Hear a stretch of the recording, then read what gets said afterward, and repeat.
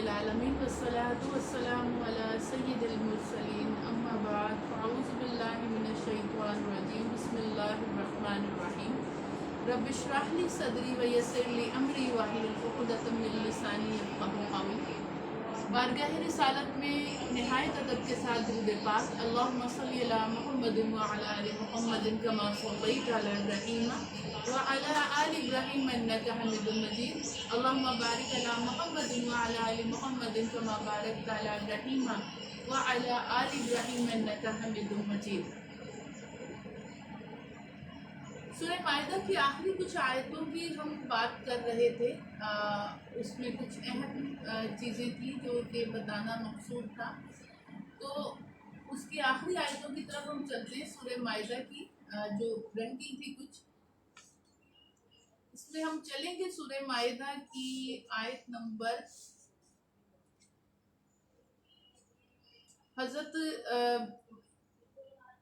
آیت نمبر 72۔ بے شک کافر ہے وہ جو کہتے ہیں اللہ کو وہی مسیح مریم کا بیٹا، اور مسیح نے تو یہ کہا تھا، یعنی عیسیٰ علیہ السلام نے تو یہ کہا تھا کہ اے بنی اسرائیل اللہ کی بندگی کرو جو میرا بھی رب ہے اور تمہارا بھی رب ہے۔ بے شک جو اللہ کا شریک ٹھہرائے تو اللہ نے اس پر جنت حرام کر دی اور اس کا ٹھکانہ دوزخ ہے اور ظالموں کا کوئی مددگار نہیں۔ یہاں یہ بتایا جا رہا ہے عیسائیوں کے عقیدہ باطل کو بتایا جا رہا ہے کہ اے اہل کتاب کیا ہے کہ وہ کافر ہو گئے ہیں جنہوں نے کہا کہ عیسیٰ جو ہیں وہ اللہ کے بیٹے ہیں۔ تو کہا جا رہا ہے کہ وہ اللہ کے بیٹے ہیں، تو حالانکہ اللہ یہاں بتا رہا ہے کہ عیسیٰ علیہ السلام نے تو یہ کہا تھا کہ اے بنی اسرائیل عبادت کرو اللہ کی، وہ اللہ جو میرا بھی رب ہے اور تمہارا بھی رب ہے، ربی و ربکم، میرا بھی رب اور تمہارا بھی رب ہے، اس کی عبادت کرو۔ اور اللہ نے حرام کر دی جنت اس پر جس نے شرک کرا۔ تو یہاں اہل کتاب کو یہ کہا جا رہا ہے کہ عیسیٰ علیہ السلام تو خود یہ کہتے تھے کہ میں اللہ کا بندہ اور اس کا رسول ہوں۔ اور پھر یہاں ایک اور بڑی اہم بات بتائی جا رہی ہے، حضرت عیسیٰ علیہ السلام ایک رسول ہیں اور اس سے پہلے بھی بہت رسول گزر چکے، اور ان کی والدہ صدیقہ ہیں، اور دونوں کانا یاکلان الطعام، دونوں کھانا کھاتے تھے، اور اللہ تبارک و تعالیٰ کھانا کھانے کے حوائج سے پاک ہے۔ اللہ تعالیٰ کھاتا نہیں ہے، وہ کھلاتا ہے۔ تو حضرت مریم اور حضرت عیسیٰ کھانا کھاتے تھے، تو کہا دیکھو ہم کیسے صاف صاف بیان کر رہے ہیں اپنی آیتیں، اور پھر تم کیسے الٹے جا رہے ہو۔ یعنی یہاں ان کے تمام ان عقائد باطلہ کی نفی کی جا رہی ہے جو یہ حضرت عیسیٰ کو اور حضرت مریم کو الوہیت میں حصے دار کہتے تھے۔ تو اب ان کو یہ کہا جا رہا ہے، اور پھر کہا جا رہا ہے آگے کہ لعنت کیے وہ جنہوں نے کفر کیا بنی اسرائیل میں، یعنی بنی اسرائیل پر اللہ کی لعنت ہوئی کس لیے؟ جو کفر کرتے تھے، اور جنہوں نے داؤد علیہ السلام کا انکار کیا اور جنہوں نے عیسیٰ علیہ السلام کا بھی انکار کرا، تو ان پر اللہ تبارک و تعالیٰ نے لعنت کری، اور یہ حد سے زیادہ گزرے ہوئے لوگ ہیں۔ پھر لیکن ایک چیز بڑی اہم کہی جا رہی ہے سورہ میں، وہ کیا کہا جا رہا ہے؟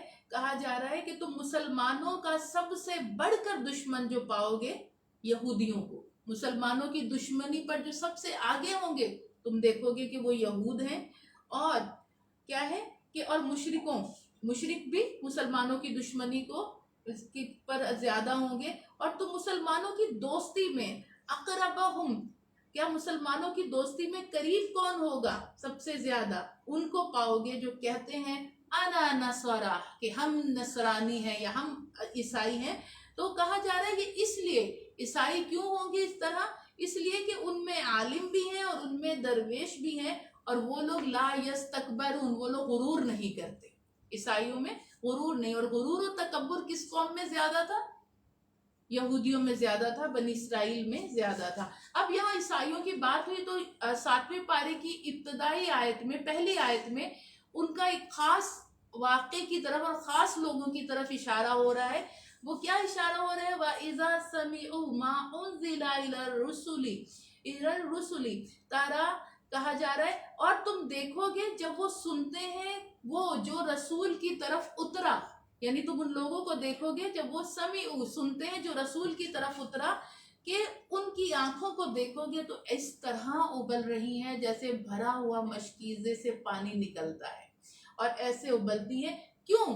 مما عرفو، کیونکہ انہوں نے پہچان لیا، من الحق، انہوں نے حق کو پہچان لیا، اور وہ کہتے ہیں یقولون، وہ کہتے کیا ہے، ربنا، اے رب ہمارے، ہم ایمان لائے تو لکھ دے ہمیں حق کی گواہی دینے والوں، ہوا ہے کہ ہم ایمان نہ لائیں اللہ پر اور اس حق پر جو ہمارے پاس آیا، اور ہم طمع کرتے ہیں کہ ہمیں ہمارا رب نیک لوگوں کے ساتھ کرے۔ یہ کون لوگوں کا ذکر ہے؟ یہ نجاشی بادشاہ اور اس کے 40 یا یہ کن لوگوں کا ذکر آ رہا ہے؟ نجاشی بادشاہ اور اس کے دربار کے 40 سے 50 لوگوں کا۔ جب وہ قرآن ہجرت حبشہ ہوئی تھی اور حضرت جعفر طیار جو تھے مسلمانوں کی طرف سے جو نمائندگی کر رہے تھے مسلمانوں کی، اور کافر پیچھے آئے تھے کہ مسلمانوں کو یہاں بھی چین سے نہ بیٹھنے دیں، تو کیا ہوا؟ تو جب نجاشی بادشاہ نے ان کو بلوا کر پوچھا تو آپ نے سورہ مریم کی تلاوت فرمائی، تو نجاشی بادشاہ اور اس کے درباریوں کی آنکھوں میں آنسو آ گئے تھے۔ تو یہ اس واقعے کا ذکر کیا جا رہا ہے کہ جب سنتے ہیں وہ قرآن تو ان کی آنکھیں ایسے ابلتی ہیں جیسے مشکیزہ، بھرا ہوا مشکیزہ ابل رہا ہوتا ہے، اس طرح آنسو بہتے ہیں۔ کیوں؟ کیونکہ ما عرفو، وہ حق کو پہچان گئے، انہوں نے حق کو پہچان لیا، اور وہ کہتے ہیں کہ اے رب ہمارا، ہمارے نام لکھ لے حق کی گواہی دینے والوں میں، وہ یہ دعا کرتے ہیں۔ تو یہ ان کا ذکر آ رہا ہے۔ اور یاد رکھیے گا کہ حبشہ جو ہے، حبشہ فی زمانہ جو مقام ہے حبشہ کا، یہ ایتھوپیا، یہ حبشہ کا مقام ہے۔ تو یہ حبشہ میں یہ تھے، اور پھر کہا جا رہا ہے کہ ان کا ذکر آ رہا ہے، اور پھر اب آگے نہ صرف ان کی دعا کا ذکر آیا بلکہ اللہ تعالیٰ یہ بھی فرما رہا ہے، تو اللہ نے ان کے اس کہنے کے بدلے انہیں باغات عطا فرمائے جنت میں، اور نہریں رواں ہیں، ہمیشہ ہمیشہ اس میں رہیں گے، اور یہی بدلہ ہے احسان کرنے والوں کا۔ یعنی ان کا مقام بھی بتا دیا گیا کہ وہ ایمان لے آئے تھے اور اللہ نے انہیں جنت میں داخل فرما دیا۔ تو یہ بڑی اہم آیت تھی، 7ویں پارے کی اول آیت تھی، جس میں ان کا ذکر کیا جا رہا ہے اور ان کی یہ بات بتائی جا رہی ہے۔ اب ہم بڑھیں گے آگے آیت نمبر، اب آیت نمبر ہم اس کی طرف بڑھیں گے جس میں کہا جا رہا ہے، پھر شراب اور جوئے کے متعلق حکم آ رہا ہے۔ کیا آ رہا ہے؟ کہا جا رہا ہے اے ایمان والو، شراب اور جوا اور بت اور پانسے یعنی ڈائس، یہ کیا ہے؟ ناپاک ہے اور شیطانی کام ہے۔ فَاجْتَنِبُوهُ، تو ان سے بچو۔ کیوں؟ کہ یہ اس لیے بچو، لَعَلَّكُمْ تُفْلِحُونَ، لَعَلَّكُمْ تُفْلِحُونَ، کہ تم فلاح پا جاؤ، تم ہدایت پا جاؤ، تم کامیاب ہو جاؤ۔ کہا یہ کام جو ہے یہ برے ہیں، اور پھر کہا جا رہا ہے شیطان تو یہ چاہتا ہے، انما یرید الشیطان، وہ تو یہ چاہتا ہے کہ تمہارے آپس میں درمیان میں عداوت، دشمنی اور بغض ڈلوا دے۔ کس وجہ سے؟ خمر اور میسر، شراب اور جوئے کی وجہ سے آپس میں دشمنیاں ڈلوا دے۔ اور کیا ہے؟ اور وہ چاہتا ہے کہ تمہیں نماز سے روکے۔ تو کیا تم اب باز آتے ہو؟ یہاں مکمل حرمت آ گئی نشے کی اور جوئے کی، کہ اب بالکل اس کو نہیں کرنا کیونکہ یہ حرام ہے، اور پوچھا جا رہا ہے کیا تم اب اس سے باز آتے ہو؟ تو نبی مکرم صلی اللہ علیہ وآلہ وسلم نے مدینے میں ایک منادی کو بھجوا دیا، کیونکہ یہ مدنی سورہ ہے۔ ابھی یہ یاد رکھیے گا کہ ہم سورہ بقرہ سے لے کر سورہ مائدہ تک مدنی صورتیں چلی ہیں، اب اس کے بعد سورہ انعام اور سورہ اعراف جو ہے یہ مکی صورتیں آئیں گی، اور ان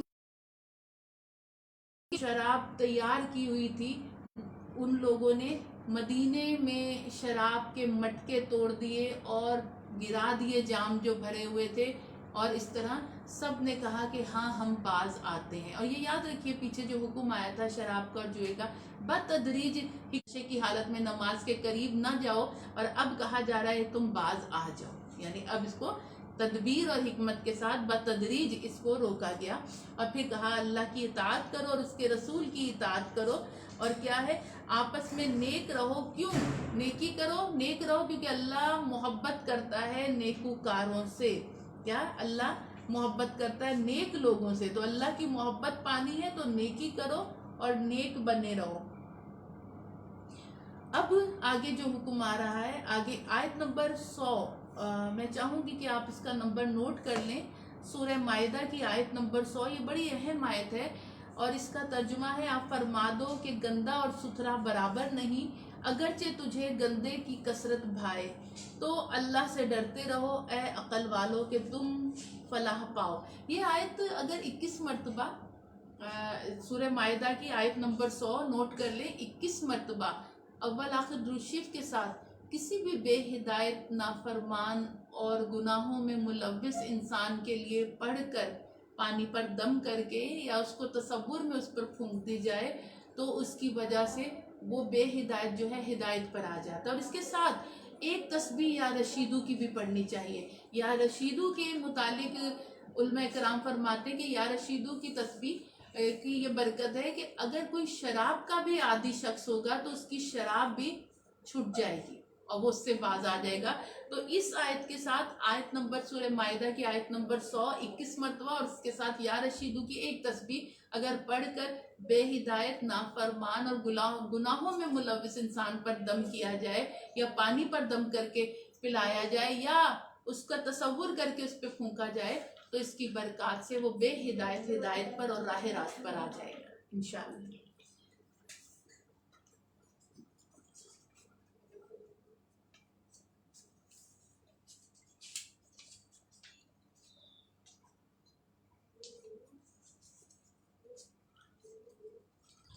اب آگے چلتے ہیں۔ حضرت عیسیٰ علیہ السلام کے معجزات کا ذکر آ رہا ہے۔ اللہ تعالیٰ فرماتا ہے جب اللہ فرمائے گا آیت نمبر 110 میں، جب اللہ فرمائے گا اے مریم کے بیٹے کیا یاد کر میرا احسان اپنے اوپر اور اپنی ماں پر، جب میں نے پاک روح سے تیری مدد کی تو تو لوگوں سے باتیں کرتا تھا پالنے میں، فی المہد جھولے میں اور پکی عمر ہو کر، اور جب میں نے تجھے سکھائی کتاب اور حکمت تورات اور انجیل، تو جب تو مٹی سے پرندے کی صورت بنایا کرتا تھا۔ حضرت عیسیٰ علیہ السلام کے معجزات کا ذکر آ رہا ہے آیت نمبر 110 میں، مٹی سے پرندے کی صورت بناتا تھا میرے حکم سے، اور پھر اس میں پھونک مارتا تو میرے حکم سے وہ اڑتا ہوا پرندہ بن جاتی تھی۔ یعنی حضرت عیسیٰ علیہ السلام کا یہ معجزہ کہ مٹی سے پرندے کی صورت بناتے تھے اور جب اس میں پھونک مارتے تھے تو وہ اللہ کے اذن سے وہ اڑتا پرندہ بن جاتا تھا۔ اور پھر کہا کہ اور کیا تھا کہ تم مادرزاد اندھے کو جو پیدائشی نابینا تھا اس کو میرے حکم سے بینائی دیتے تھے، وہ ابرسا اور سفید داغ والے برس کے مریض کو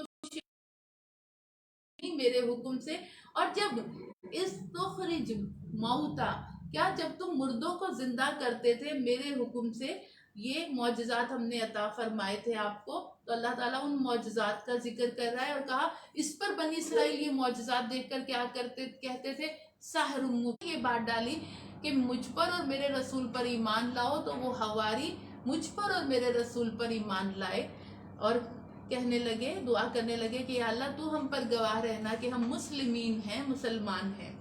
اور پھر آگے اللہ تعالیٰ فرماتا ہے کہ اب حضرت عیسیٰ کے لوگوں نے جب یہ کہا، اب یہ اس آیت کا جو وجہ تسمیہ ہے، سورت کی وجہ تسمیہ المائدہ وجہ تسمیہ ہے، اس کے متعلق کہا جا رہا ہے کہ جب عیسیٰ علیہ السلام کے لوگوں نے یہ کہا کیا آپ کا رب ایسا کرے گا کہ آسمان سے ہمارے لیے ایک دسترخوان مائدہ، ایک دسترخوان اتارے، اور کیا ہے کہ اور کیا آپ نے کہا کہ اللہ سے ڈرو، حضرت عیسیٰ نے کہا اللہ سے ڈرو، یہ فرمائشی معجزہ نہ طلب کرو، اللہ سے ڈرو۔ تو کہا تمہارا ایمان بالغیب ہونا چاہیے، تو اگر ایمان رکھتے ہو تو بولے، حواری کیا بولے، قالو نہیں، ہم چاہتے ہیں کہ ہم اس میں سے کھائیں اور ہمارے دل اطمینان پا جائیں، ہم اس لیے اس معجزے کی فرمائش کر رہے ہیں اور ہم آنکھوں سے دیکھ لیں کہ آپ نے ہم سے سچ فرمایا ہے اور ہم اس پر گواہ ہو جائیں. تو اب حضرت عیسیٰ علیہ السلام نے دعا کری اور آپ اس آیت کا بھی نمبر نوٹ کر لیں. آیت نمبر 114 یہ رزق کی آیت ہے، رزق کے لیے پڑھی جاتی ہے.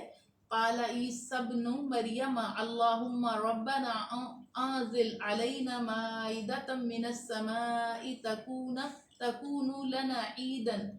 یہ والی آیت جو پوری آپ پڑھیں گے تو اس کا ترجمہ کیا ہے؟ اور عیسیٰ ابن مریم نے عرض کی اے اللہ ہمارے رب ہم پر آسمان سے ایک فان اتار کہ وہ ہمارے لیے عید ہو اور ہمارے اگلوں پچھلوں کی اور تیری طرف سے نشانی، اور ہمیں رزق دے اور تو سب سے بہتر روزی دینے والا ہے. آیت نمبر 114 ہے، سورہ مائدہ کی، رزق کے لیے پڑھی جاتی ہے. تو حضرت عیسیٰ علیہ السلام نے جب یہ دعا مانگی کہ اللہ دسترخوان اتار، اور وہ دن عید کا، اسی دن کی یاد میں یہ ایسٹر مناتے ہیں ہر سال عیسائی جو ہیں کہ دسترخوان اترا تھا. تو حضرت عیسیٰ نے جب یہ دعا مانگی تو کہا، اللہ نے فرمایا کہ میں تم پر دسترخوان تو اتاروں گا لیکن اس کے بعد جو میری ناشکری کرے گا میری نعمت کی تو میں اس کو عذاب کی طرف لے کے جاؤں گا. یعنی اللہ نے کہا کہ انہوں نے طلب تو کرا ہے معجزہ، انہوں نے طلب تو کرا ہے لیکن اب انہوں نے ناشکری کری میری نعمت کی تو میں ان کو عذاب کی طرف لے کے جاؤں گا. حضرت عیسیٰ نے فرمایا یا اللہ اگر تو عذاب دے تو تیرے بندے، یعنی تیرے بندے ہیں، تو عذاب دے. تو نبی مکرم صلی اللہ علیہ وآلہ وسلم جب اس آیت مبارکہ کی تلاوت فرمائی تو آپ رو پڑے. کہا یا اللہ میری امت، یعنی آپ جانتے تھے کہ امت گناہ تو کرے گی لیکن آپ چاہتے تھے کہ امت کو اللہ عذاب نہ دے. تو اللہ تعالیٰ نے حضرت جبرائیل علیہ السلام کو بھیجا کہ جاؤ اور میرے حبیب صلی اللہ علیہ وآلہ وسلم سے کہہ دو کہ آپ کی امت کے معاملے میں ہم آپ کو راضی کریں گے. وَلَسَوْفَ يُعْطِيكَ رَبُّكَ فَتَرْضَىٰ، عن قریب ہم آپ کو اتنا عطا فرمائیں گے اے حبیب کہ آپ راضی ہو جائیں گے. خدا کی رضا چاہتے ہیں دو عالم اور خدا چاہتا ہے رضا محمد صلی اللہ علیہ وسلم. تو یہ جب کہا اللہ نے تو حضرت عیسیٰ نے فرمایا کہ یا اللہ وہ تو عذاب دے تو تیرے بندے ہیں. پھر دسترخوان آیا. اب اس کی ڈیٹیل ہم تھوڑی سی مختصراً بیان کرتے ہیں. دسترخوان آسمان سے آیا. پہلے دن کہتے ہیں کہ اس دسترخوان پر 4000 لوگوں نے بیک وقت کھانا کھایا. اللہ تعالیٰ نے کچھ چیزیں ان کی حدود مقرر کر دی تھی کہ دسترخوان پر بیٹھیں گے، کھانا کھائیں گے، مل کر کھائیں گے، غریب، امیر، بیمار، کوڑی، برس والے، ہر طرح کے لوگ مل کر ایک ساتھ کھانا کھائیں گے. تو پہلے دن جب اس دسترخوان پہ جس نے کھانا کھایا، بیمار تھا، کوئی نابینا تھا، کوئی برس کا مریض تھا، کوئی صحت یاب تھا، جس نے کھانا کھایا سب کو شفا یابی ملی کیونکہ آسمان سے اترا ہوا دسترخوان تھا. غریب نے کھایا تو وہ مالدار ہو گیا. تو اس طرح پہلے دن اترا، پھر اس کے بعد دوسرے دن اترا. لیکن شرط یہ تھی کہ اس کو سٹور نہیں کرنا، جتنا کھا سکتے ہو کھاؤ، اس کے بعد یہ دسترخوان واپس آسمان پہ چلا جائے گا، پھر اترے گا. تو تازہ بتازہ کھاؤ، تازہ کھانے کا کہا گیا. اور اس کے بعد جب یہ دسترخوان کچھ دن گزرے، غالباً 4 دن گزرے یا اس سے زائد، کہ اب جو تھے عمرہ لوگ تھے، جو صحت مند لوگ تھے، انہوں نے برس کے مریضوں سے اور نابیناؤں سے کراہیت کرنی شروع کر دی اور غریبوں سے کراہیت کرنی شروع کر دی کہ ہم ان کے ساتھ بیٹھ کے کھائیں، ہم ان کے ساتھ بیٹھ کر نہیں کھائیں گے. یہ ہو گئی ناشکری اللہ کی نعمت کی. تو اب کہتے ہیں کہ انہوں نے جب ناشکری کی تو اللہ نے جس طرح فرمایا تھا اگر وہ ناشکری کریں گے تو میں ان کو عذاب کی طرف لے کے جاؤں گا. تو ایک روایت میں ملتا ہے، قرآن میں بھی آیا کہ یہود و نصارہ کے جن قبائل نے ناشکری کی تو ہم نے انہیں بندر اور خنزیر بنا دیا. تو بندر یہودی بنے اور خنزیر ان لوگوں کو بنا دیا گیا جنہوں نے ناشکری کی تھی کہ ہم ان کے ساتھ بیٹھ کر نہیں کھائیں گے، ہم ان لوگوں کے ساتھ بیٹھ کے نہیں کھائیں گے. تو یہ ان پر عذاب آیا اس قوم پر. لیکن اللہ تبارک و تعالیٰ نے اپنے حبیب صلی اللہ علیہ وآلہ وسلم کے صدقے آپ کی امت کو اجتماعی عذاب سے محفوظ رکھا ہے. آپ کی دعاؤں کے صدقے اللہ تعالیٰ نے آپ کی امت کو اجتماعی عذاب سے محفوظ رکھا ہے. تو یہاں ہمارے الحمدللہ سورہ مائدہ کے جو کچھ آیتیں رہ گئی تھیں وہ مکمل ہو گئیں. اب الحمدللہ ہم سورہ انعام کی طرف چلتے ہیں. مکی صورتوں کا سلسلہ، یعنی 2 یہ جوڑے آ گئے، سورہ انعام اور سورہ اعراف. یہ 2 جوڑے ہیں مکی صورتوں کے. ابھی تک آپ مدنی صورتیں ہم پڑھ کر آئے ہیں، ابھی تک سورہ بقرہ سے لے کر سورہ مائدہ تک یہ مدنی اور مدنی صورتوں میں احکامات ہوتے ہیں، اور مکی صورتوں میں اللہ کے عذاب سے ڈرایا جاتا ہے اور ان کو اور چیزوں کا ذکر کیا جاتا ہے، احکامات نہیں ہوتے. تو اب اس کے مضامین آپ کو تھوڑے سے بلکہ کافی حد تک دوسری مدنی صورتوں سے کچھ مختلف لگیں گے. ہم ان صورتوں کی طرف بڑھتے ہیں. سب سے پہلے سورہ انعام مکی صورت، 165 آیات یعنی 165 اس کی آیات ہیں اور 20 رکوع ہیں اس سورہ کے. اور اختلاف اقوال یعنی اختلاف اقوال کے مطابق 6 یا 9 آیات کے سوا پوری سورہ مبارکہ مکی ہے. یہ اس میں اختلاف ہے ان اقوال میں کہ 6 یا 9 آیات کے سوا پوری سورہ مبارکہ جو ہے یہ مکی ہے. اور رسول اللہ صلی اللہ علیہ وآلہ وسلم نے ان آیتوں کو اس سورہ میں اپنے اپنے مقام پر لکھوا دیا. اور یہ سورہ مبارکہ ایک ساتھ رات کے وقت مکہ معظمہ میں نازل ہوئی. ایک ساتھ رات کے وقت سوائے ان آیات کے رات کے وقت مکہ معظمہ میں نازل ہوئی. اور اس کے نزول کے وقت 70,000 فرشتے تسبیح تمہید پڑھتے ہوئے نازل ہوئے. اور رسول اللہ صلی اللہ علیہ وسلم نے اسے رات ہی کو لکھ لینے کا حکم دے دیا کہ رات کو ہی اس کو لکھ لو. اور اس سورہ کو سورہ انعام اس لیے کہتے ہیں کہ سورہ میں ان مشرکین کا رد کیا گیا ہے جنہوں نے از خود چند مویشیوں کو اپنے اوپر حرام کر لیا تھا اور ہر چند کو حلال کر لیا تھا. اور اس سورت کی فضیلت بھی بہت ہے. اچھا ایک چیز اور بھی یہاں وہ رہ گئی شروع میں، آپ دیکھیں یہاں دیکھیں گا الحمدللہ سورہ فاتحہ الحمد سے شروع ہوئی، اس کے بعد باقی صورتیں الحمد سے نہیں آئیں. اب 7ویں پارے میں جا کے سورہ انعام الحمد سے شروع ہو رہی ہے. اس کے بعد آپ دیکھیں گے پھر 15ویں پارے میں جا کے سورہ کہف الحمد سے شروع ہوگی. ٹھیک ہے، تو یہ صورت بھی 7ویں پارے میں آ کے الحمد سے شروع ہو رہی ہے، دوسری صورت ہے سورہ فاتحہ کے بعد. اب ہم اس کی فضیلت کی بات کریں گے سورہ انعام کی. حضور نبی کریم صلی اللہ علیہ وآلہ وسلم سے یہ ہے کہ مروی ہے کہ جو شخص اس سورہ کی اول سے 3، آپ نے فرمایا جو شخص اس سورہ کی اول سے 3 آیات تک سیبون تک ہر صبح کو پڑھ لیتا ہے تو اللہ تعالیٰ اس کی حفاظت کے لیے 70,000 فرشتے بھیجتا ہے. جو صبح کے وقت اس کی 3 آیات اول سے لے کے 3 آیات پڑھ لیتا ہے تو اللہ تعالیٰ اس کی حفاظت کے لیے 70,000 فرشتے بھیجتا ہے، اور قیامت تک ان کی تعداد کے مطابق اس کے اعمال نامے میں اجر و ثواب لکھ لیا جاتا ہے.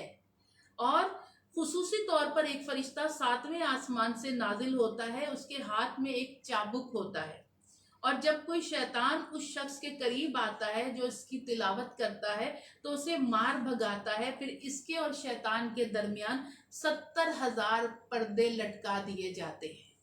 اور جب قیامت کا دن ہوگا تو اللہ تعالیٰ اس بندے سے فرمائے گا اے ابن آدم آج میرے سائے رحمت میں چلتا رہے اور بہشت سے جو مرضی آئے پھل کھا، حوض کوثر سے پانی پی، سلسبیل کے پانی سے غسل کر، تو میرا بندہ اور میں تیرا رب ہوں، اور آج تیرے لیے نہ حساب ہے نہ عذاب.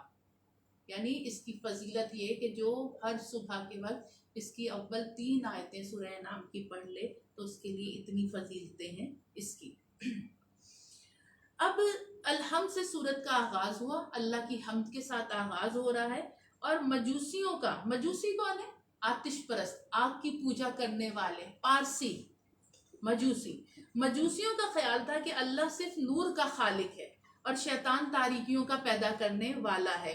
تاریکیاں کوئی بھی ہوں، محسوس ہوں یا جہالت یا ضلالت وغیرہ کی تاریکیاں ہیں، تاریکیوں کی طرح بھی ہوں، سبھی کا خالق کیا ہے کہ گمراہی کی تاریکیاں یا جہالت کی تاریکیاں ہوں، کوئی بھی ہوں، اس کا خالق اللہ ہے. اور آیت میں یہی کہا جا رہا ہے، ہم دیکھتے ہیں کیا کہا جا رہا ہے، الحمدللہ الذی خلق السماوات والارض وجعل الظلمات والنور سب خوبیاں اللہ کو ہیں جس نے آسمان اور زمین بنائے اور اندھیرے اور اجالے یا روشنیاں اس نے پیدا کی، اور کافر لوگ اپنے رب کے برابر ٹھہراتے ہیں۔ تو مجوسیوں کا یہ عقیدہ تھا کہ اللہ جو ہے اندھیروں کا خالق نہیں، تو یہاں بتا دیا اندھیرے اجالے سب اسی نے پیدا کرے ہیں، اور کافروں کا جو ہے ان کے جو ہے وہ اپنے رب کے برابر ٹھہراتے ہیں۔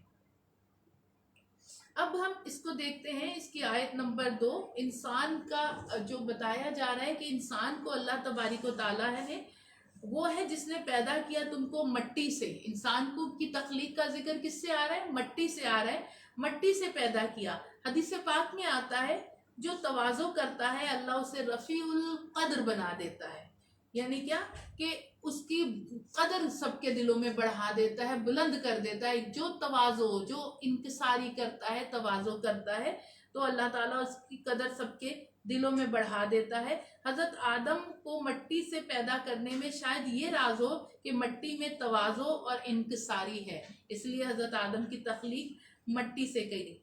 رسول اکرم صلی اللہ علیہ وسلم نے نبوت اور رسالت کے کام کا آغاز ایک ایسے شہر سے فرمایا جہاں کی تمام تر آبادی مشرک تھی، بت پرست اور مشرک تھی، اور مکے کے ہر قبیلے کا ایک علیحدہ بت تھا، ہر قبیلے نے ایک علیحدہ ایک بت۔ آپ سوچیں کہ مکے خانہ کعبہ کے اندر انہوں نے 360 بت بنا رکھے، 360 بت، تو کہا ہر قبیلے کا علیحدہ بت تھا۔ سفر اور حضر میں، سفر میں بھی، اور مختلف اشیاء کے بت بنا کر وہ اپنے ساتھ رکھا کرتے تھے کہ معاذ اللہ ہم اپنے ساتھ انہیں رکھیں گے۔ اور حضور نبی کریم صلی اللہ علیہ وسلم نے بتایا یہ بے جان بت تمہارے خدا نہیں ہو سکتے، خدائے بزرگ و برتر تو بڑی شان والا ہے جو زمین و آسمان کا خالق ہے اور ہر چیز پر قادر ہے، ظاہر باطن سب اس پر آیا ہے۔ یعنی کہا تمہارے خدا یہ نہیں جنہیں خود اپنے ہاتھ سے کوئی آٹے سے بنا لیتا تھا، کوئی پتھر سے بنا لیتا تھا، اس طرح کرتے تھے۔ ایک شخص نبی پاک صلی اللہ علیہ وسلم کی بارگاہ میں آئے، ایمان والے تھے، وہ صحابی تھے، تو انہوں نے کہا یا رسول اللہ زمانہ جہالیت میں میں نے ایک سفر میں تھا، تو میں نے جو ایک بت جو تھا سفر میں بت سامان کے ساتھ چیزیں اٹھانا بہت مشکل تھا، تو میں نے ایک آٹے کا بت بنا کے اپنے ساتھ رکھ لیا، اور پھر سفر ایسا ہوا کہ کچھ مسائل ہو گئے سفر میں، اور میرے پاس کھانے پینے کی چیزیں بھی ختم ہو گئیں، اور ایک دن مجھے بھوک لگی تو میں اسی کو کھا گیا۔ تو اس پر نبی پاک صلی اللہ علیہ وسلم مسکرائے، وہ شخص، وہ صحابی بھی مسکرائے۔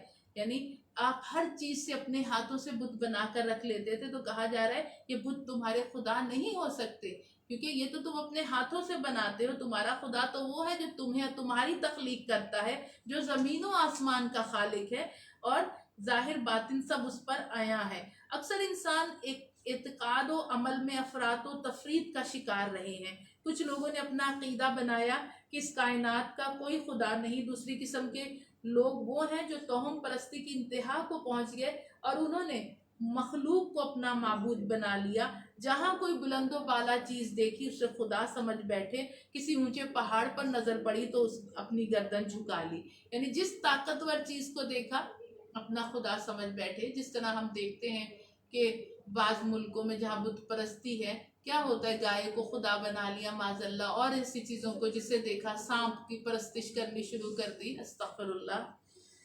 تو یہ کہا، اور تمام انبیاء کرام کی تعلیم کا مرکز کیا تھا؟ لا الہ الا اللہ، اللہ تعالیٰ کا ایک ہونا، کہ اللہ تعالیٰ کا لا الہ الا اللہ ایک کلمہ حق ان کی تعلیم کا مرکز رہا۔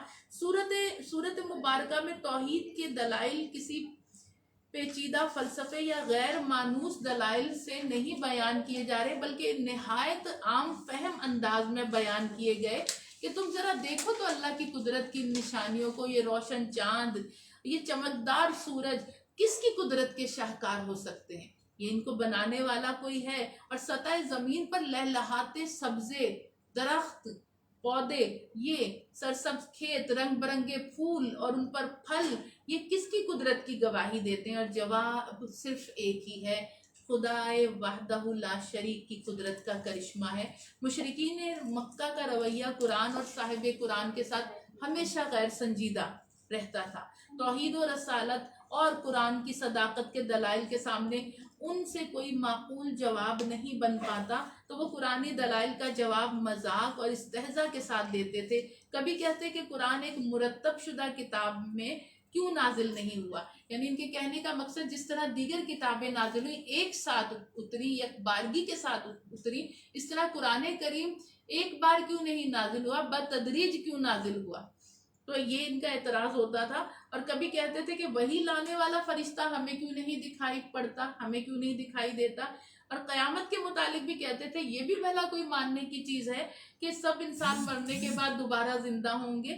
اور اس صورت کریمہ میں ان کے تمام اعتراضات کا جواب دیا اور رد کیا جا رہا ہے.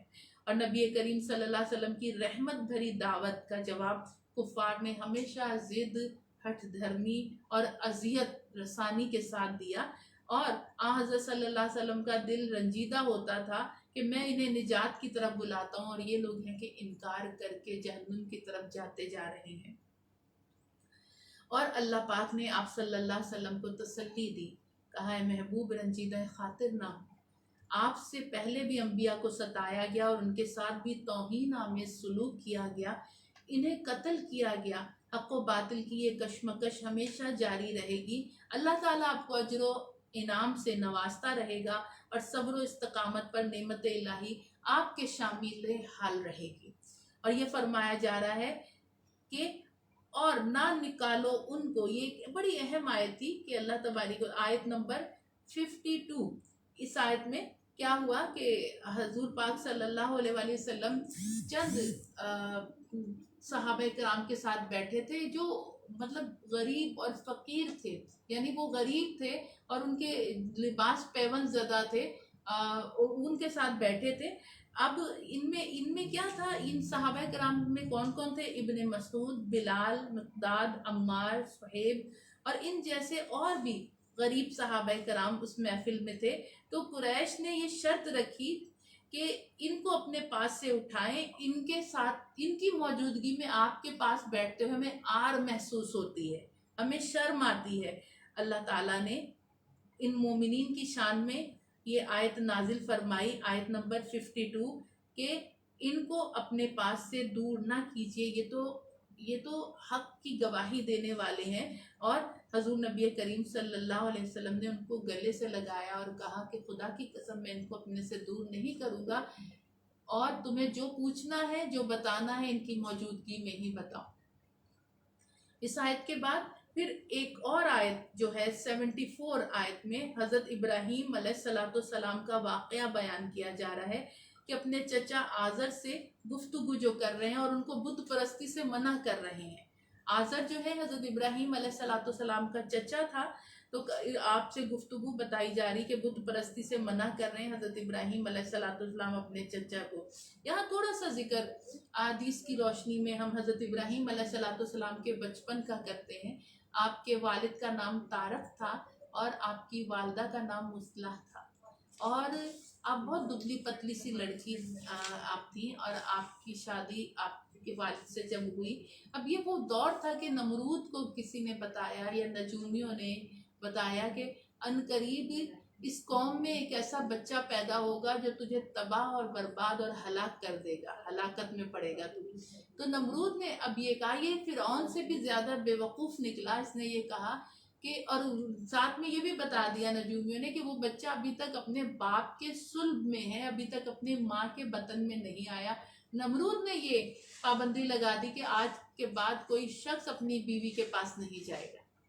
اب یہ پابندی لگا دی اور اللہ تبارک و تعالیٰ نے اس نمرود کو یہ دکھا دیا کہ تو ہوتا کون ہے میری خدائی میں عمل دخل کرنے والا.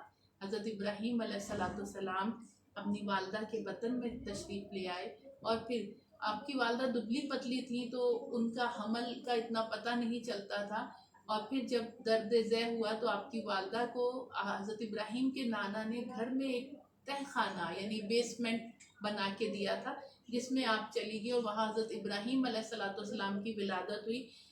روایات میں آتا ہے کہ حضرت ابراہیم علیہ السلام کی گروتھ جو تھی عام بچوں سے ہٹ کر تھی، یعنی آپ 1 ماہ کی عمر میں 1 سال کے بچے لگتے تھے. اور جب بھی آپ کی والدہ شام کے وقت، کیونکہ ایک وہ تھا کہ नमरूद ने ये कहा था कि किसी के यहाँ कोई बच्चा नहीं पैदा होगा तो आपकी वालदा ने आपको छुपा कर रखा हुआ था, लेकिन शाम के वक्त जब आप आती थी तह खाने में तो आप देखती थी कि हज़रत इब्राहीम अलैहिस्सलाम अपनी कोई ना कोई उंगली को मुंह में लेकर उसे चूस रहे हैं। और बताया जाता है कि आपकी उंगलियों में अल्लाह ताला ने किसी उंगली से पानी निकलता था, किसी से दूध निकलता था, किसी से घी निकलता था, किसी से शहद निकलता, इसलिए ये अल्लाह की तरफ से खुराक आ रही थी और आपकी ग्रोथ आम बच्चों से बढ़कर थी।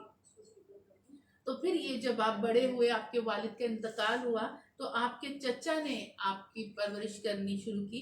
तो ये चचा से आपकी गुफ्तगू है कि चचा को बुत परस्ती से मना फरमा रहे हैं कि चचा ये बुत परस्ती ना करो। तो चचा नाराज होकर कह रहा है कि आप मुझे क्यों रोकते हैं इससे। अब इसका हम देखते हैं सूरत का आगाज जो है तौहीद से हुआ। इसका आगाज जो हुआ था तौहीद से, अल्हम्दुलिल्लाह से हुआ। और इसका इख्तिताम कितने प्यारे सबक पर होता है कि ये सबक तमाम मुसलमानों को हमा वक्त याद रखना चाहिए। हकीकत यह है कि इस्लाम का हासिल और तौहीद का सबसे ऊंचा मर्तबा ये है जहाँ इंसान खड़े होकर ऐलान करता है मेरे तमाम सजदे न्याजमंदियाँ, मेरी ज़िंदगी और मौत अल्लाह की रज़ा के लिए, मैं उसी के सामने सर झुकाता हूँ और उसके हर फैसले पर राज़ी हूँ। अब इसके चंद आयात पर हम देखते हैं। आयत नंबर 104 और 103 और 104 मैं चाहूँगी कि इसे आप नोट कर लें। ये आयत अगर लिखकर घर में लगाई जाए, एंट्रेंस में या घर में ड्राइंग रूम में लिखकर लगाई जाए या अपने पास भी रखी जाए, ये दो आयतें, आयत नंबर 103 और 104 सूरह नाम की। तो ये आयत जो है हासदीन के हसद से बचाती है, क्योंकि लोग हसद करते हैं। हसद का मादा आज बहुत ज़्यादा लोगों में सरायत कर गया है, तो इसलिए हसद करते हैं। तो इसलिए ये आयत जो है हम लिखकर अगर लगाएं तो इसकी वजह से अल्लाह ताला हमें हासदीन के हसद से महफूज रखेगा। और आयत का क्या तर्जुमा है? लातुदरिकुहुल अबसार वहुवा युदरिकुल अबसार वहुवल लतीफुल खबीर कद जाअकुम बसाइरु मिर रब्बिकुम फमन अबसरा फलिनफ्सी वमन अमिया फअलैहा वमा अना अलैकुम बिहफीज। तर्जुमा क्या है? आंखें उसका इहाता नहीं करती और सब आंखें उसके इहाते में हैं, और वही है पूरा बातिन और पूरा खबरदार या बारीक बीन और खबरदार। तुम्हारे पास आंखें खोलने वाली दलीलें आई तुम्हारे रब की तरफ से, तो जिसने देखा अपने भले को और जो अंधा हुआ अपने बुरे को, और मैं तुम पर निगहबान नहीं। ये दो आयतें हैं, लिखकर लगाएं या पास रखें, या हासदीन से हिफाजत करने के लिए ये आयतें। आयत नंबर 122 की तरफ हम बढ़ते हैं। क्या कहा जा रहा है? अवमन काना मैतन, क्या वो कि मुर्दा था तो हमने उसे जिंदा किया और उसके लिए एक नूर कर दिया जिससे लोगों में चलता है, और वो उस जैसा हो जाए जो अंधेरियों में है, उनसे निकलने वाला नहीं। यूं ही काफरों की आंख में उनके आमाल भले कर दिखाए हैं। आयत नंबर 122। इससे मुराद बाज मुफस्सरीन लेते हैं कि इससे मुराद कौन है? सैयदुश्शुहदा हजरत अमीर हमजा, ये उनका जिक्र किया जा रहा है कि जिसको अल्लाह ने नूर अता फरमाया और लोगों में चलता है, वो उस जैसा नहीं हो सकता जो अंधेरियों में है, जिसके पास अंधेरे हैं, यानी अबू जहल, उनके जैसा नहीं हो सकता। और इससे एक मुराद सैयदना फारूक आजम, कि इससे एक मुराद है हजरत फारूक आजम। आयत नंबर 140 की तरफ चलते हैं।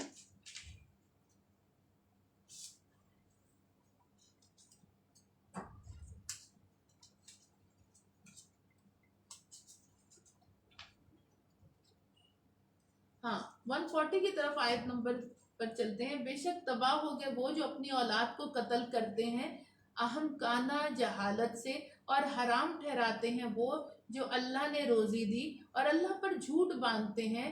बेशक वो बहके हुए हैं और राह ना पाई। कत्ले औलाद की मुमानियत की जा रही है कि जो इस तरह करते हैं, अपनी औलाद को कत्ल करते हैं, वो जहालत, अहम काना जहालत में पड़े हुए हैं, बगैर इल्म के वो उसे कत्ल करते हैं और उसे हराम करते हैं जो अल्लाह ने हलाल रोजी उन्हें दी। ये मुशरिकीन के लिए कहा जा रहा है। और फिर उसके बाद आयत नंबर 141, اللہ تبارک و تعالیٰ فرماتا ہے کیا وَلَا تُسْرِفُوا إِنَّهُ لَيُحِبُّ الْمُسْرِفِينَ، اور بیجا نہ خرچو، بے شک بیجا خرچنے والے اسے پسند نہیں، یا بیجا خرچ کرنے والوں سے وہ محبت نہیں کرتا۔ اللہ تعالیٰ ناپسند کرتا ہے، محبت نہیں فرماتا اسراف کرنے والوں سے۔ اور بیجا خرچ، اسراف کیا ہے؟ بے وجہ خرچ کرنے کو کہتے ہیں، لیکن اگر کوئی مقصد حسن ہو، اچھا مقصد ہو، تو اس کے لیے کتنا ہی خرچ کیا جائے وہ بے وجہ نہیں ہے، لہٰذا وہ اسراف بھی نہیں ہوگا۔ کہ یہ بالکل ایک حقیقت ہے کہ لا خیر فی الاسراف، اسراف میں کوئی بھلائی نہیں، تو یہ بھی اپنی جگہ ایک روشن حقیقت ہے۔ لا اسراف فی الخیر، کیا ہے؟ نیکی کے کام میں جتنا بھی خرچ کیا جائے وہ اسراف نہیں ہے۔ اس کے بعد اس کے آیت نمبر 143 میں جو ان لوگوں نے خود ساختہ چیزیں حرام کری تھی، تو اللہ تعالیٰ فرما رہا ہے 8 نر اور مادہ کا ذکر آ رہا ہے، ثمانیۃ ازواج، 8 نر اور مادہ، ایک جوڑ بھیڑ کا، نر اور مادہ یہ 2 ہو گئے، اور ایک جوڑا بکری کا، نر مادہ، اور یہ ہو گئے 4۔ اور کیا تم فرماؤ کیا ان دونوں نر حرام کرے ہیں یا دونوں مادہ؟ اور پھر جسے مادہ پیٹ میں اٹھائی ہے وہ حرام ہے، کس علم سے تم یہ بتاتے ہو؟ 4 تو یہ ہو گیا، اب 8 باقی 4 کون سے؟ وَمِنَ الْإِبِلِ، نہیں، اور ایک جوڑا اونٹنی، اور وَمِنَ الْبَقَرَ، یہ کون؟ ایک جوڑا گائے اور بیل کا، یہ ہو گئے 8 نر اور مادہ۔ اللہ فرما رہا ہے یہ ہم نے تم پر حرام نہیں کرے، یہ تمہاری خود ساختہ حرام ہے۔ کسی کے لیے تم مادہ کو حرام کر دیتے ہو، کسی کے لیے نر کو کر دیتے ہو، کسی کو کہتے ہو کہ مادہ کے پیٹ میں جو بچہ ہے، یعنی جانوروں کے، مویشیوں کے، وہ ہم پر حرام، ہماری عورتوں پر حرام۔ تو اللہ فرماتا ہے بتاؤ تو کس علم سے یہ تم حرام کر رہے ان لوگوں کو؟ آیت نمبر 43 میں اس چیز کا ذکر آیا ہے۔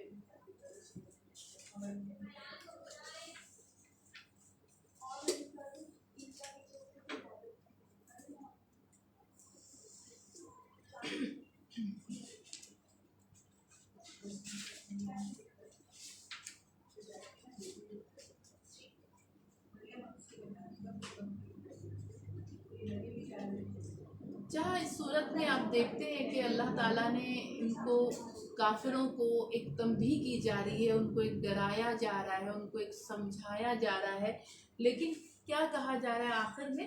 یہ کہا جا رہا ہے سورہ مبارکہ کہ وہی ہے جس نے زمین میں تمہیں نائب کرا، اپنا خلیفہ بنایا۔ اس رب کی شان دیکھو، اور تم میں سے ایک کو دوسروں پر فوق درجات، درجوں میں بلندی عطا فرمائی، تاکہ تم کو آزمائے۔ یہ درجات کی بلندی کیوں؟ تمہاری آزمائش میں ہے کہ تمہارے ماتحت یا تمہارے سے نیچے جو لوگ ہیں ان کے ساتھ تم حسن سلوک کیسے کرتے ہو، اور اس چیز میں جو تمہیں عطا فرمائی، جو نعمتیں عطا فرمائی، یہ بھی تمہاری آزمائش ہے۔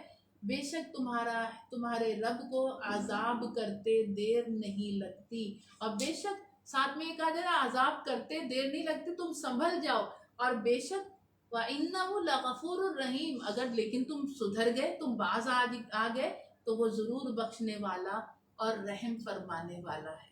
یہاں اس کے یہ مضامین تھے سورہ انعام کے جو آپ بیان کیے گئے، اور اس کی جو اہم آیات تھی وہ بھی بیان کی گئی۔ یہ مکی صورت تھی، اور اس کے مضامین بھی مکی صورتوں والے ہی ہیں، اور قتل اولاد سے اور دیگر چیزوں سے ممانعت کی گئی، اور زیادہ تر ہم نے دیکھا کہ لوگوں کو روکا جا رہا ہے اس سورہ میں، کیونکہ مکی صورت، اب آگے بھی جو صورت انشاءاللہ ہم سورہ اعراف کریں گے، جیسا کہ میں نے پہلے بھی عرض کری کہ سورہ انعام اور سورہ اعراف یہ جوڑا ہے دونوں صورتوں کا، ایک جیسے ملتے جلتے مضامین اور مکی صورتیں۔ اب یہ آگے بھی سورہ اعراف بھی مکی آئے گی جس میں اس طرح کے مضامین، لیکن کچھ تفصیل کے ساتھ، گویا یوں سمجھے کہ اسی کے مضامین کو آگے کنٹینیو کرتے ہوئے انشاءاللہ۔ وآخر دعوانا ان الحمد للہ رب العالمین وصدق اللہ العظیم۔ دعا کر رہے ہیں۔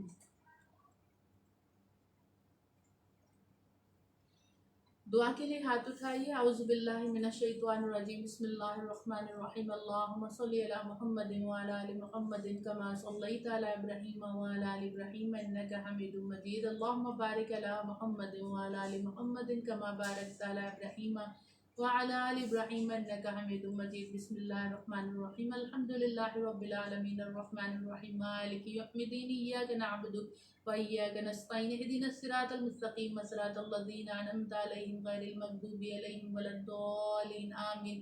بسم الله الرحمن الرحيم. قل والله أحد الله الصمد لم يلد ولم يولد ولم يكن له كفوا أحد. بسم الله الرحمن الرحيم. رب اشرح لي صدري ويسر لي أمري واحلل عقدة من لساني يفقهوا قولي. رب اجعلني مقيم الصلاة ومن ذريتي. ربنا تقبل دعاء. ربنا اغفر لي ولوالدي وللمؤمنين يوم يقوم الحساب.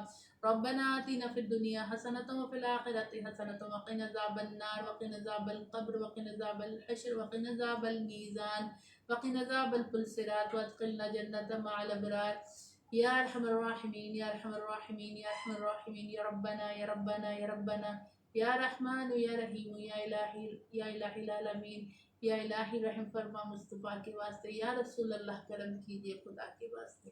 یا اللہ یا رب کریم یا رب مصطفیٰ بطفیل مصطفیٰ صلی اللہ تعالیٰ علیہ وسلم. یا الہی تیری رضا تیری رحمت تیری فضل و کرم کے ساتھ مولا پاک تیرا کلام پاک پڑھا. یا اللہ اس کو سمجھنے کی کوشش کی, اس کے مضامین سمجھنے کی کوشش کی. یا اللہ اس کو دلوں میں اتارنے کی کوشش کی. یا اللہ تیرے نیک بندوں کا ذکر آیا, تیرے مقبول بندوں کا ذکر آیا, تیری شان کبریائی کا ذکر آیا. پروردگار مہربان کہیں کوئی غلطی کوئی کمی کوئی بیشی کوئی زبر زیر پیش کی غلطی ہو گئی ہو تو اپنی رحمت کاملہ کے صدقے ہم عاجزوں کی غلطیوں کو درگزر فرماتے. ہمارا یہ پڑھنا, ہمارا یہ سننا, ہمارا یہ سمجھنا, ہمارا یہ سمجھانا تیری بارگاہ میں قبول اور منظور فرما لے. یا اللہ رب کریم ہمیں استقامت عطا فرما دے, ہمارے علم میں اضافہ فرما دے کہ مولا تا دم مرگ تیرے کلام پاک کی محفلوں میں شرکت کرتے رہیں, بیان کرتے رہیں, بیان سنتے رہیں, ذکر کرتے رہیں, ذکر سنتے رہیں, قرآن پڑھتے رہیں, قرآن سنتے رہیں. مالک تو قبول فرماتا چلا جائے اور اسی حال میں موت آ جائے. یا اللہ جب موت آئے تو تو ہم سے راضی ہو. یا اللہ رب کریم جب ہماری روح پرواز کر جائے تو مولا اس حال میں کہ تو ہم سے راضی ہو. پروردگار مہربان ہمارے جسموں میں طاقت عطا فرما. رمضان کی عبادتوں کی, رمضان کے روزوں کی یا اللہ بیماریاں دور کر دے میرے مولا. صحت تندرستی کے ساتھ اس ماہ مکرم کی رحمتیں حاصل کریں, اس کی برکتیں حاصل کریں, تیری مغفرتیں حاصل کریں. یا اللہ رب کریم اس جہنم کی سے آگ کے آزادی کے مہینے سے جہنم سے کی آگ سے آزادیاں حاصل کریں. یا اللہ تو ہمیں بخش دے, ہمارے اگلوں کو بخش دے, ہمارے پچھلوں کو بخش دے. یا اللہ قبر کی منزل کو آسان کر دینا. جو ہم سے پہلے قبر میں پہنچ چکے ہیں یا اللہ ان کی اس منزل کو آسان بنا دے. یا اللہ قبر کو یا اللہ جنت کے باغوں میں سے باغ بنا دے. یا الہی العالمین یا اللہ رب کریم ہمارے مرحومین کے درجات بلند فرما, ان کی قبر کو جنت کے باغوں میں سے باغ بنا دے, حد نگاہ وسیع کشادہ فرما دے. یا اللہ ہمارے اس پروگرام میں ہماری کلاسز میں میرے مولا برکتیں عطا فرما. یا اللہ تیری رضا کے لیے یا اللہ اس کام کا بیڑا اٹھا رکھا ہے. یا اللہ تو کلرز آف اسلام کے اس کام میں دن دگنی رات چگنی برکتیں عطا فرما. یا اللہ مقصد دین کی اشاعت اور نشر کا ہے. یا اللہ تو اس میں برکت عطا فرما, اس میں آسانی عطا فرما دے. یا اللہ رب کریم زیادہ سے زیادہ تعداد میں لوگ شرکت کریں اور مولا تیرے دین کی آگاہی دیتے رہیں, دین سیکھتے رہیں, دین سکھاتے رہیں اور تو ہم سے راضی ہو جائے. یا اللہ تو ہم سے راضی ہو جائے. یا الہی العالمین تیرا وعدہ ہے اس ماہ مکرم میں تو دسترخوانوں کو وسعت دیتا ہے, مسلمانوں کے رزق میں اضافہ فرماتا ہے. یا اللہ تمام مسلمانوں کے رزق میں روزی میں اضافہ فرما, ہمارے دسترخوانوں کو اتنا وسیع فرما دے کہ مولا تیرے بندے بندیوں کے لیے ہم دسترخوان سجائیں, نہ صرف اپنے اہل خانہ کے لیے بلکہ تیرے بندے بندیوں کے لیے دسترخوان سجائیں. مولا تو قبول فرما. یا اللہ نیکیوں میں اخلاص پیدا کر دے, عبادتوں میں اخلاص پیدا کر دے. یا اللہ صدقات میں اخلاص پیدا کر دے, خیرات میں اخلاص پیدا کر دے. یا اللہ عملوں میں اخلاص پیدا کر دے. ہمارے ہر عمل, ہماری ہر نیکی, ہماری ہر عبادت, ہمارا مرنا, ہمارا جینا خالصتاً تیرے واسطے ہو جائے, تیری رضا کے لیے ہو جائے. یا اللہ ریاکاری اور دکھلاوے سے بچانا, محفوظ رکھنا. ہماری حاضری قبول فرما, ہماری دعائیں قبول فرما, ہمارا آنا جانا اٹھنا بیٹھنا بعد اب سننا سنانا قبول اور منظور فرما، آمین اللہم آمین۔ ان اللہ و ملائکتہ یصلون علی النبی یا ایھا الذین آمنوا صلوا علیہ وسلموا تسلیما، سبحان ربک رب العزت عما یصفون والسلام علی المرسلین والحمد للہ رب العالمین۔ جب دم واپسی بھی یا رب ہم سب کو نصیب کرنا کلمہ حق پڑھنے کی توفیق، حق لا الہ الا اللہ محمد رسول اللہ صلی اللہ تعالی علی خیر خلقی محمد وآلہ وصحبہ اجمعین برحمتک یا ارحم الراحمین اللہم آمین۔ یہ کون دعا کرتے کرتے سو گیا، جنت کی سیر ماشاء اللہ، اچھا لگتا ہے ایسی نیند بڑی مزے کی ہوتی، پتہ ہے کہ درس و تدریس میں قرآن پڑھتے پڑھاتے ہیں، ماشاء اللہ۔ جنت کی سیر ہو رہی تھی، بند ہو گیا۔